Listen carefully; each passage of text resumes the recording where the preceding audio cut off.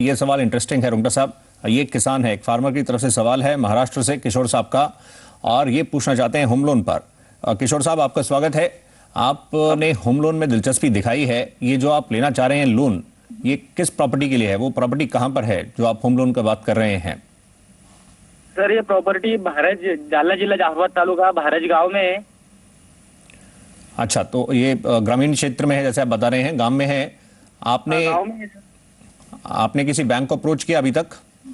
नहीं सर, यही पूछ रहा था कि किसानों को होम लोन मिल सकता है क्या, उसमें क्या क्या करना पड़ेगा, ये पूछने का था। आप को बताते हैं रुंगटा साहब, ये कैसे बढ़े आगे, और जो इनकी आय जो भी मतलब होती है उसको ये मतलब किस तरह से दिखाएंगे? ये इनको प्रूफ कैसे करेंगे, कैसे कन्विंस करेंगे लेंडर को कि इतनी मेरी आय है, और रेगुलर या जैसे भी मतलब जितनी इस प्रकार से होती है उसको किस रूप में ये पेश कर सकते हैं, मतलब कैसे मूव कर सकते हैं?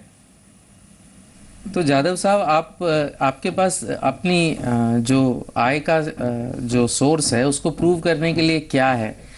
रिटर्न्स तो अगर दूसरी इनकम नहीं है तो पता नहीं आप रिटर्न्स भरते हैं कि नहीं, लेकिन मंडी की रसीद वगैरह क्या है आपके पास प्रूव करने के लिए कि आपकी इनकम कितनी है और सालाना इनकम आपकी कितनी है?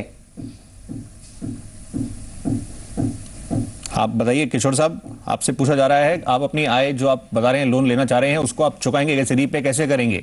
आय कितनी होती है, कैसे इसको आप दिखाएंगे? कोई कागजात हैं, कोई प्रूफ कर सकते हैं आप कि इतना आप कमाते हैं? कागजात पे तो नहीं बता सकते सर, लेकिन खेती में जितना इनकम आता है उतना तो भर सकते।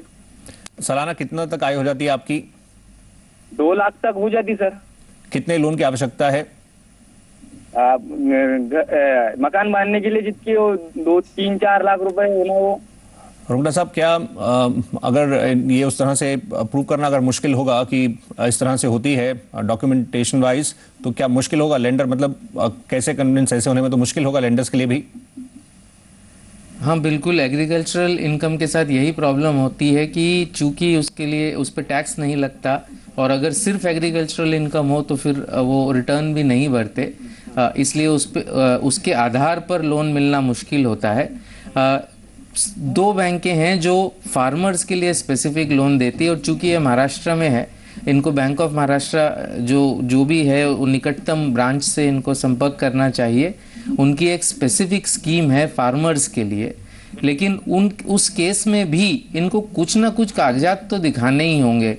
अगर ये मंडी में बेचते हैं तो मंडी की रसीदें होगी, कुछ उस बैंक के साथ अगर इनका व्यवहार रहा होगा, कुछ ना कुछ दिखाए बिना मेरे ख्याल से लोन मिलना मुश्किल है। लेकिन bank of Maharashtra best choice है, उनके पास एक स्पेसिफिक स्कीम है फार्मर्स के लोन के लिए। जी किशोर साहब, ऑल द बेस्ट। प्रक्रिया को आप बढ़ाइए ऐसे, और उसके बाद जो फीडबैक मिलता है आप शेयर भी कर सकते हैं हमारे साथ, हम इंतज़ार भी करेंगे। फिलहाल हम एक छोटे से ब्रेक के लिए रुक रहे हैं। आज बातचीत हो रही है लोन मार्केट पर, कई और प्रश्न, बस कुछ ही देर में हम लौट कर आते हैं।